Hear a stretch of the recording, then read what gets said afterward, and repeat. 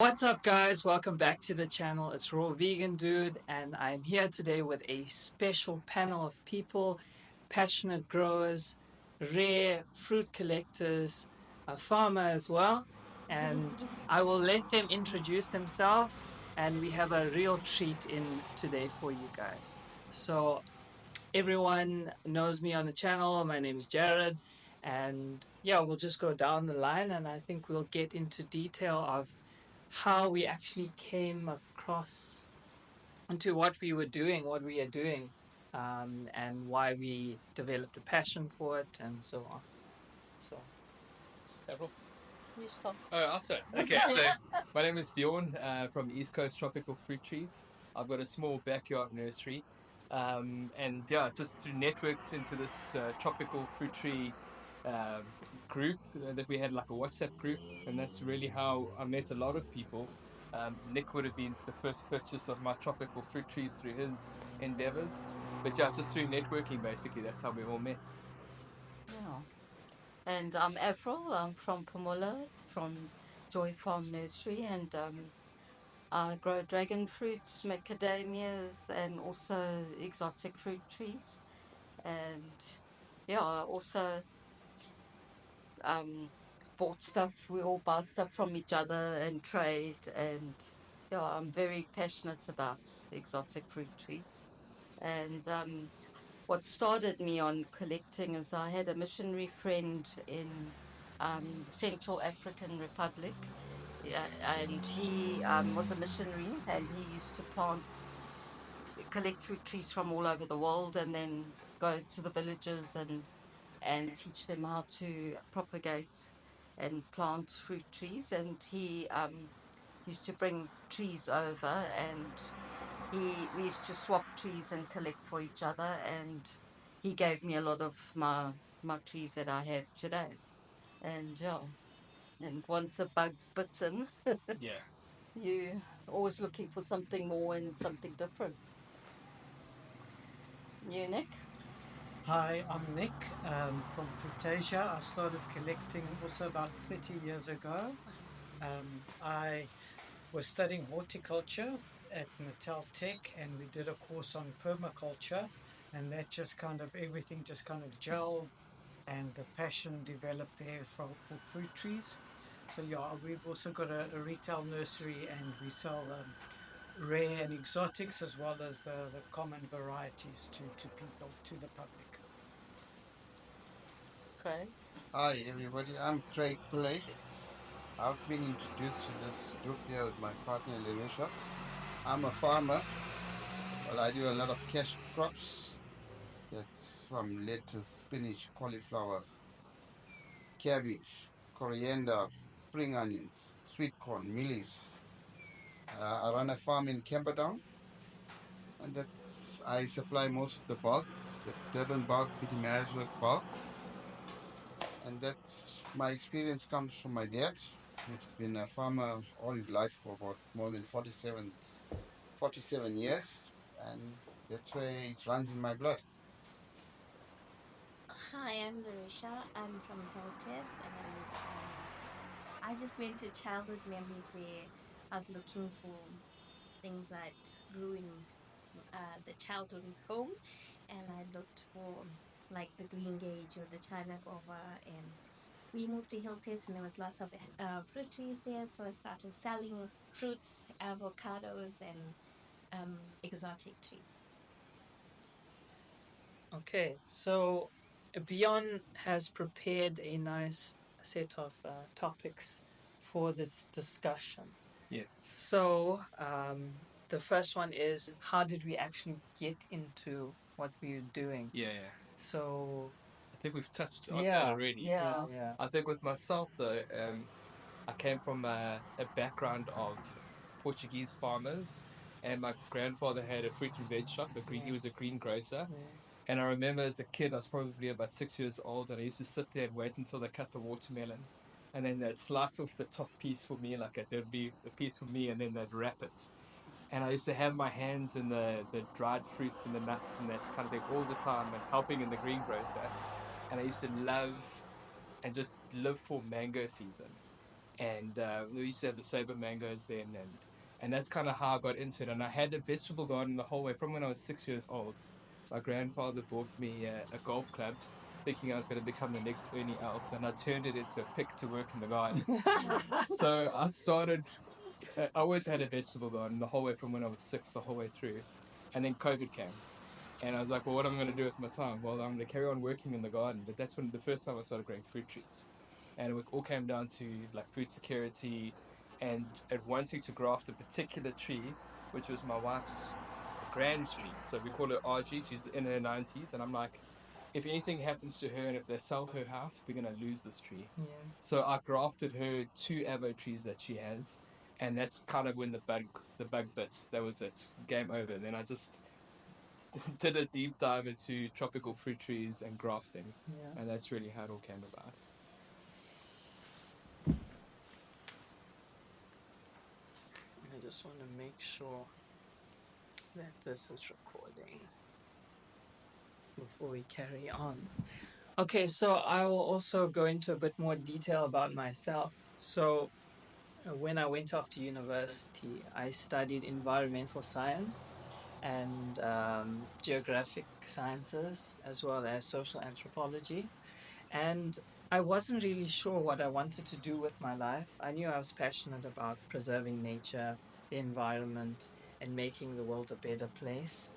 And when I came back from university, it was just before COVID. It was November 2019. So, but prior to that, I'd become a raw vegan. So, I'm sure the subscribers and the watchers on the channel know a bit about my story. But yeah, I did a lot of research, and also because of ethical reasons, I stopped eating meat and animal products. I was vegan from 2018 to 2019, but through it was May 2019.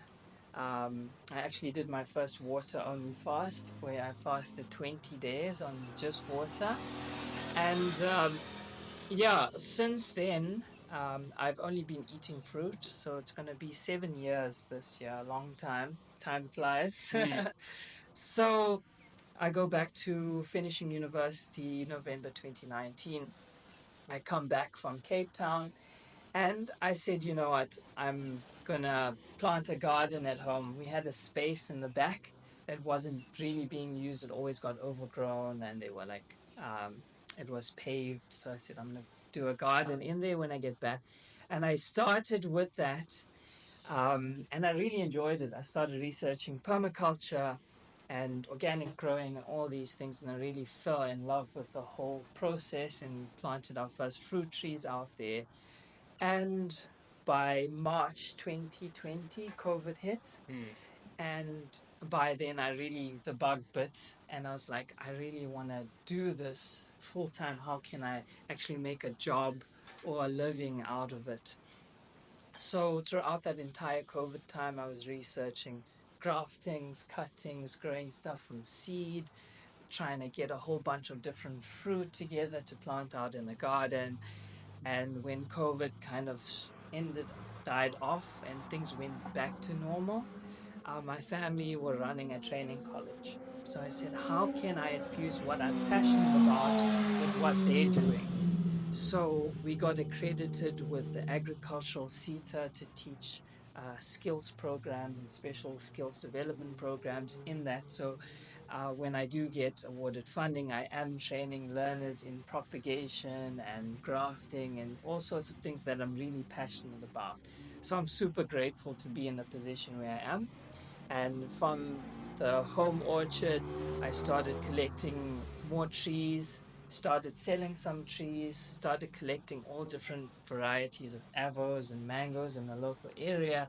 Then, obviously, discovering the more exotic things that Nick brought. And I got super excited about that and started growing those and propagating those. And today, not only do I do training, but I have a small scale nursery where I'm selling different seedlings, grafted trees, a bunch of exotics as well, and growing them out. And yeah, that's my story to expand on that. Yeah. Nice. Ooh, what's next on the list?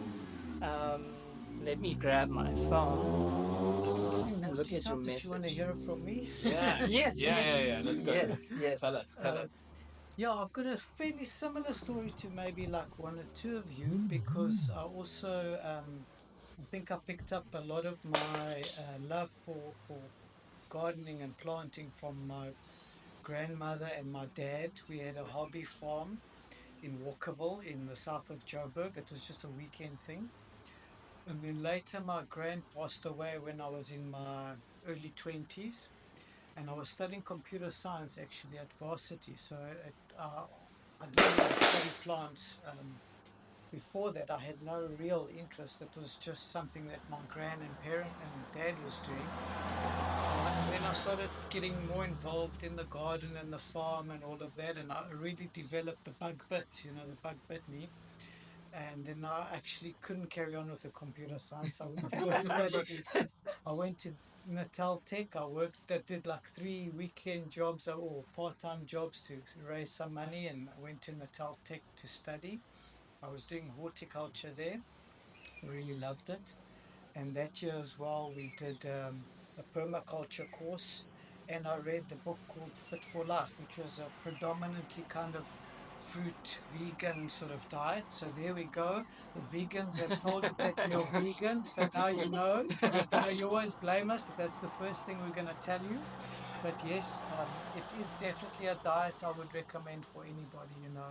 It really changed my mindset, Yeah.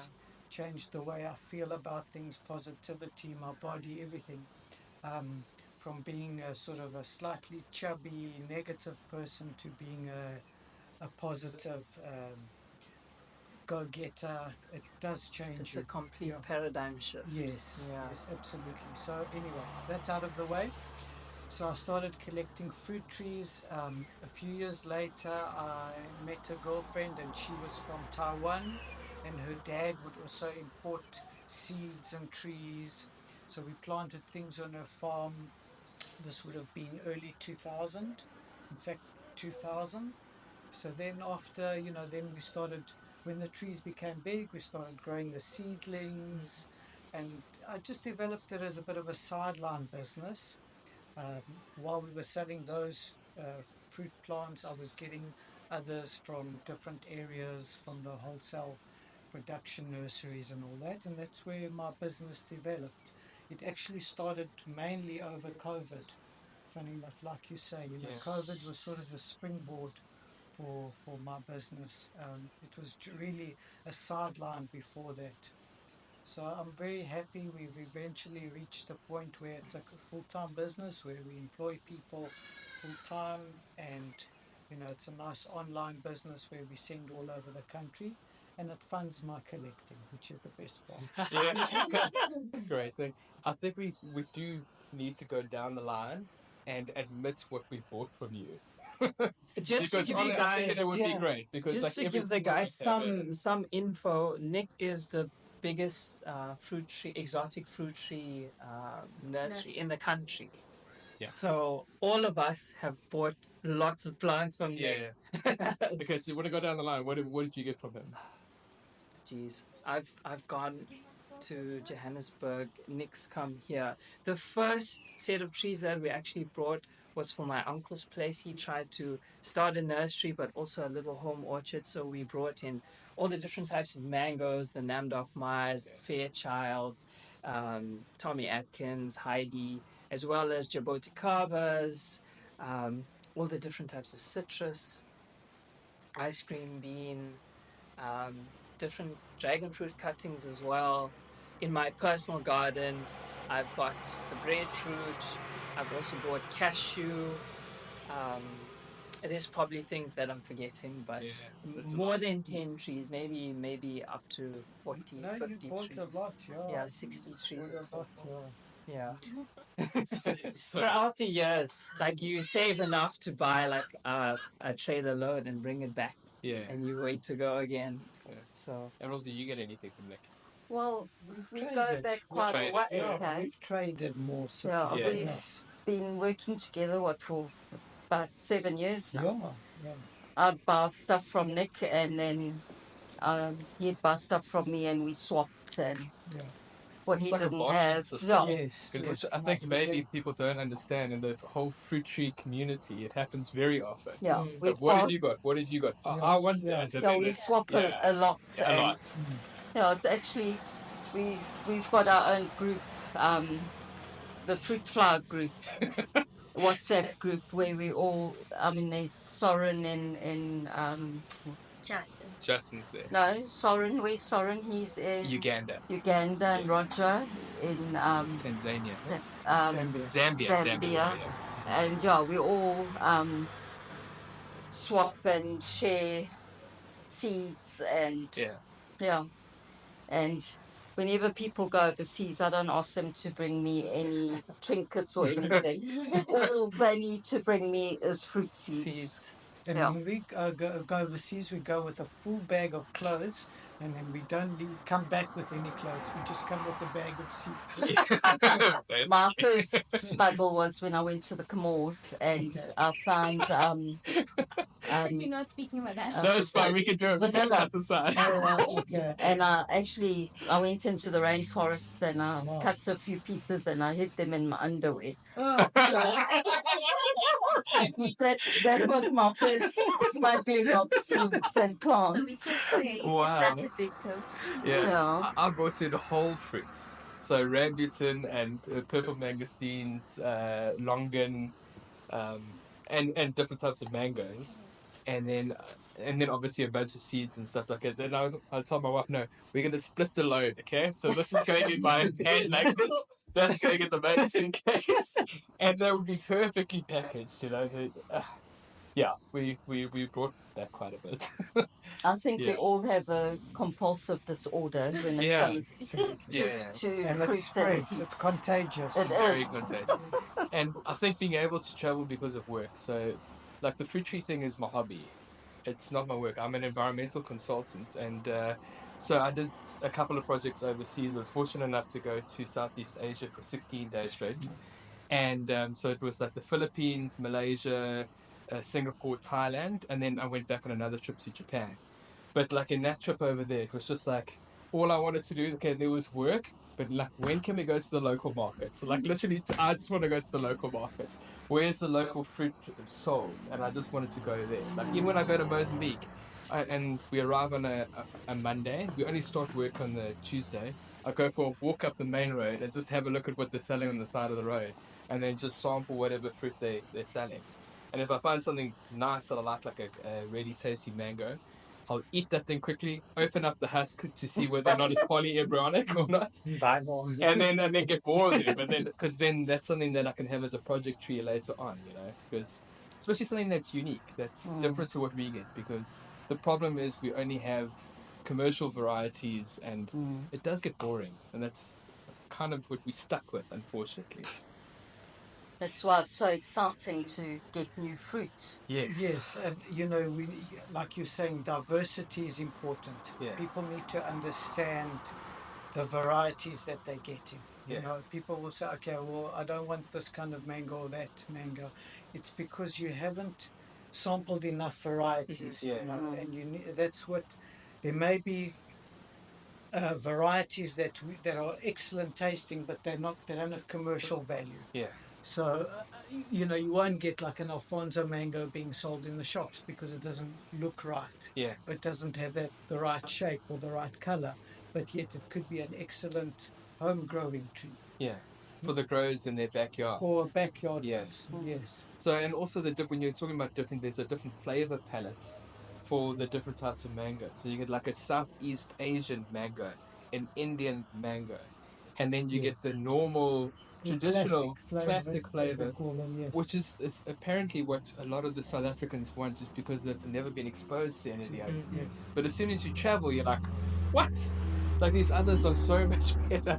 Like the Southeast Asian ones are very distinct in terms of their flavor. Yes. And that kind of just opens everything up. Then all you want to do is find it, and even to have a green mango. So like now you eat them at different stages, and to have like a Q Savoy from Thailand, which is green, but then they have it with sugar, and it's already sweet. it's weird to eat it, but like Sweet delicious. mango. Yeah, a green mango that's sweet. We'll have a green mango in Durban for pickling that you'll have with sugar and chili powder. Yeah. I mean, salt and chili powder, Yeah. not sugar. But in Thailand, they have it with Yes, sugar. because it's a whole culture that Yeah. they've developed around developing mangoes for a specific purpose. Yeah. So as soon as you expose it, you just want it, and that's the thing. So I'm hoping like through whatever we're doing over here, eventually over time, more people can be exposed to it. Their eyes can be open to it, and they can have it for themselves relatively cheaply without needing to travel all the way to Thailand. But I think a lot of people are becoming more aware now of the availability of unusual rare fruits and are buying it. Absolutely. Look, when I started collecting, the internet didn't exist. You know, you wouldn't hear about places. You wouldn't hear about fruits. So you know, durian, all those things were not known unless you had gone overseas and travelled and eaten those fruits. There's no way you would have heard about them. You know, the amount of information that's out there is you know, it's quadrupled from Yeah. quadrupled. I mean, it's gone like a millionfold. Yeah. So, you know, it's only been, I would say, in the last maybe 10 or 15 years Definitely. that people know, and you know, there are people that have whole channels on YouTube that just, you know, one channel you guys, I would recommend is obviously, except from the Florida channels, you know, Tropical Fruit Farm and that. Weird Fruit Explorer. I mean, he's He's really fascinating. good. He's really good. He's done like over 400 reviews traveling around the world. You know, so if it wasn't for people like that and YouTube and the internet, we wouldn't know about all this funny stuff. Yeah. And it's great. We need the diversity as a species, as a for our health, for our mental health. You know, you don't want to live on with 5 fruits. Yeah, the food So- security thing we all spoke about, especially during COVID, Yes. and being able to grow more fruit trees, to have access to more fruit, a wider variety. It's and like we are creating sustainability amongst the community. And it's, look, it's not easy. You know, we're not going to lie to anyone. Growing fruit is not easy. You know, you've got a vegetable farmer, a farmer. You're a farmer as well, macadamias and dragon fruit. It's not an easy thing, and growing in a home garden is even more complicated because on the farm you can treat a whole hectare for a specific pest or whatever. You know, in your home garden you've got this tree doing that and that tree doing that. So it's not an easy thing, but then it also makes us appreciate the value of fruit and food, which I think we've lost as well with everything just being available in the shops. Yeah. And I think we've got the space in our gardens. Yeah. It's a case of We'll making make sure the that it's space. we'll make the we space. always make space, right? So we're gonna look at that ornamental tree. Do we really need it? You know, it can go because we want to fill it with something that we can get something out of in there. So I'm not very big on snacking foods. Yeah.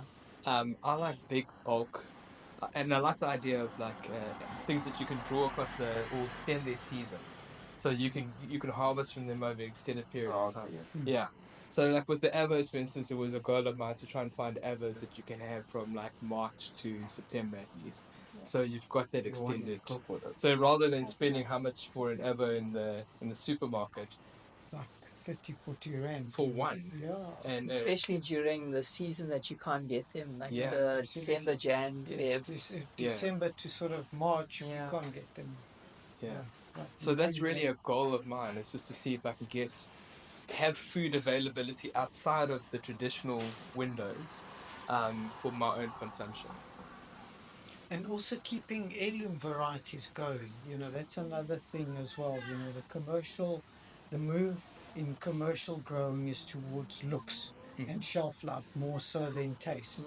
Yeah. They do, yes, the farmers do select on taste, but it's not the number one choice. It's more looks and shelf life and production. Yeah. You know, those are the 3 factors. So by keeping certain heirloom varieties going, you know, in the home garden or whatever, it's important, you know. Yeah. And I think people also, by growing the food themselves, they experience what the fruit should actually taste like Yes. as compared to buying stuff from the shop. that's really not ripe and picked too early, and they don't have a good experience of it. Like dragon fruit, for example, has a bad rep. Yeah. People say it Bland. doesn't taste like anything. Yeah. It's because the early varieties were not as Exactly. tasty Yeah. like your varieties, and you let them ripen properly. Avril, Avril lets them ripen properly, then they taste amazing. But you'll be amazed how many people have never eaten a dragon fruit or don't even know what it Also is. not cheap, you No. go to Woolies and you'll also find two for like 80 rand. Yeah. Yeah. So they're But not then go to cheap. Checkers and get 2 for 25 rand. Oh, really? Yeah. well, The that's- Avrils was that. You get a box for 50 rand. Yeah. So, I saw a single fruit in Bloemfontein being sold for 63 rand. oh, A For one single dragon dragon fruit. fruit. But it's scary. Me as a farmer, I get nothing, and they double, triple their prices, Yeah. and it's crazy. Also, it is the only fruit, once you cut it, it can't ripen further. Yes, it is. So, That's true. so maybe So it that's why must be they're not getting naturally the right. ripened on the plant. But Yeah. the original varieties, as you say, Nick, weren't sweet, and that put a lot of people off because when they tasted them, they weren't sweet. So now there's a lot more new varieties that are sweet. Because they were marketed to look pretty, right? Yeah. Because it's like exotic and something special, and they're very eye-catching. Now The it comes in colors. plastic. Yeah. But yeah, hopefully more and more people will taste them now and be familiar with them. Yeah. And somebody like my grandfather, who is like now in his 90s, would be complaining non-stop about the effects of chemicals that the commercial growers use and how it would impact flavor. And he's adamant that like when he was getting things in his shop, it was sweeter. Yes, the shelf life was a little bit shorter, whatever, but like, people still bought it in time. He didn't have a huge amount of wastage. So like he can't comprehend the sort of cost benefit of having something that lasts longer but doesn't have the same flavor. Like it doesn't sit well Longer with it. doesn't taste better. Yeah. If you get a tomato from the shop, it can sit on your shelf for like 2 or 3 weeks. To show long life. And they don't taste like anything. Yeah. anyone that's grown a tomato in their back garden knows, you can't compare shops to homegrown. Might cost you like 300 rand to produce a tomato, but it's, Yeah. it's Taste-wise. taste-wise. Taste-wise, Well, nutrient-wise, much it different. doesn't have any sprays or chemicals on it. Yeah. If you But grow it's like anything you grow yourself, it always tastes better. For sure, and you're putting in that energy and love. Now I'm getting philosophical and spiritual, but you're putting in that energy and love into that. It's you connected to that. Oh yeah. Check on the plant every day. They talk nicely to it. Come on, you could do it. And then you just need to try and keep the monkeys away. That's a law. Let's not Yeah. talk my Yeah, kids. yeah. I had an Italian customer once at a nursery. Spanish. No, he was Spanish. It's a war. It's a war.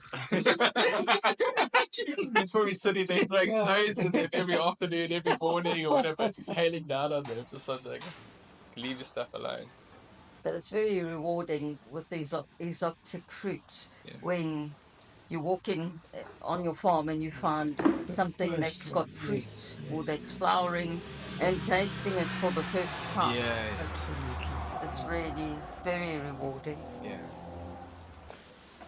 So our next topic, that we touched on already, is KZN and the climate here, specifically on the coast, and what we are able to grow, and also the issues that we have, such as pests, disease, monkeys, and so on. So I'll let Bjorn start. Yeah, I was just thinking about it because it's obviously we seem to have the best growing conditions in the country along the KZN coast. I mean, we've sent stuff off down to Cape Town, but the people that have the most success along the coast seem to be those that are around Durban, the South Coast KZN, and up through Zululand. Yeah. And it's just the variety that we're able to grow, and also testing those limits. When you get not necessarily those super tropicals, but something that you'd say is sort of borderline between subtropical and tropical, that we could still get it going in our gardens, create our own nice little microclimate around that, and grow it along our coastline. And that is something remarkable. I think not enough people know about to take advantage of, that we have a great climate. There's actually a lot of stuff that we can grow that doesn't grow anywhere else. Yeah. So we're very lucky to be able to grow all the tropical stuff. Yeah. Some people obviously try and push it a little bit. I mean, there's been lots of fatalities along the way. Well, Yeah. I No. think pushing it on the south coast is trying to do your cold temperate Yes, stuff. yes. Yeah. You know, and it's a bit of a funny thing. A lot of people in KZN want to buy plums and pears That- from me, It doesn't and grow. instead of mangoes and that. Mm. Yeah, you might. I've actually got a customer that's very successful with it. She does peaches, plums, pears. She's got pears on the south coast. So you can, if you select the right varieties, the low chill varieties, you can do it. But yes, it's one thing I do advocate: go for what works. Understand your climate. You can do zone pushing. There are people that do zone pushing, but you'll get that year or two where it's either too frosty. People in Joburg trying to grow miracle berries or vanillas outside, it's not going to work. So try and work within your limits. Yeah. People often want to go way. You can jump one climate zone, but when you're jumping two, when you're living in 9B and you're trying to do plants for zone 11 or 12, then you're pushing the Yeah. limits. So KZN is 11B, right? I would Okay. say Yeah, A, yeah. 11B. Yes, Yeah. you probably further south. I think you're like 11B. Yeah. Okay. Yeah. Okay. Like what I have to just share is that I think in KZN we can grow the widest variety, like Nick has mentioned, pushing tropicals, things like red fruits, which really do well here. And like I've had success with growing apples and nectarines from my garden. Yeah. Well, Anna Yeah. will grow on the coast. I don't know if Yeah. that's the one that you've got, but that's the one that will work. Yeah. So, like, our range is very wide, and we can literally have something fruiting every single month of the Oh, year. yes, I do. Well, safu, you've got safu, which Yeah. is the African avocado. It's not an avocado. It's an African fruit that tastes It's a like fatty cooked. fruit. Yes, it tastes like cooked salted avocado, and you've got that growing outside. And Yeah. that I would say is a super tropical. Really? Yeah, that's a So super that's tropical. exciting. So it's super. Would that be zone 12? That would be like zone 12, heavy zone 12. Yeah. Yeah. Sort of equator kind of. I'm going to kind of high five you right now. It's a Cameroonian sort of fruit, Central Africa, yeah, which rainforest. is super tropical. Yeah. That's amazing. That's really encouraging. Yeah. Yeah. So, the next topic that we're going to touch on Is the networking. Yes, yes, yes. So I think, yeah, we spoke about networking, because the nice thing about the YouTube channels that we all watch, the Fruitful Trees and Truly Tropical and Orlando Gardener, I mean, that was our daily supplements of Yeah. information through COVID and then even after COVID. I mean, most of the stuff we've learned from those sorts of channels. And Yeah. and the nice thing in the Fruitful Trees is there's like 5 people that call themselves the Fruitful Five, and they network and try and support one another through their networking, and it works really well. Their channels are growing, and they share information and on their different platforms and so forth, and that is something that I think we could do more and more of in South Africa, and definitely in KZN to try and support one another. Yeah. And he's also vegan. Yeah. Yeah. What's his name? Paul. Paul, yeah. He's also Yeah. vegan. So With there we his nice beard. Yeah. Cool. So like really a really great show, and I like how they network. Yeah. I like that whole idea, and there it's really like a culture of growing. You look in every yard, they're pushing mango trees. Yes. It's also like heritage, like you've got the KZN farmers here, heirloom. They've gone through a heritage, the Florida farmers and all of that. Yeah. And they've also had to change over, from one crop to another because of things like citrus greening and the mango issues that they have there, like with Mexico overtaking the Florida market. So then what do? They develop good varieties of mangoes. Yeah. Instead of just doing a commercial Tommy Atkins, instead of farming them, the Zolls have worked on doing super tasty mangoes for the home grower, not even for commercial. Yeah, and it's just the scale that they grow scale, was unbelievable, and the effort that they put into to get those handful of really good varieties. Yeah. I mean, imagine having like 15,000 seedlings and growing them up, and then going and breaking the leaves and smelling them, and and tasting them, eventually getting the fruit and seeing the sort of commercial properties that they have, because there has to be a measure of that. But the flavor was the most important thing. Then you started having the citrus flavors coming out, so orange sherbets and things that we're still waiting for and dying for to. I have, guys. There you go. Come on. I've got like about 6 or 7 Florida varieties. Amazing. The best, so Oh, they'll be available soon. Yeah. So- About 2-3 years. Amazing. Nick is the guy. Yeah. That's what we're trying to say. Nick is Yeah. the man. So yeah, but it's exciting to hear because we're all waiting for those things. Oh. And it's like when you hear the list and they rattle them off, and how you have like a Pickering, for instance, that's apparently if you're looking for a fail safe, that's it. That's the one to I've grow. got that as well. Okay. So it will be in production, yeah. But the important thing is, like you're saying, networking. Yeah. Like we've all of us spent a lot of money getting things from overseas, and then we find out, oh well, Avril's actually got nice big ones that we growing 20 of them for like a tenth of the price of growing the citrus, and you've got like great mangoes, and everyone's got something. So it's networking between ourselves, and then trying to make it available as well to the public later, Yeah. because there is a lot in South Africa.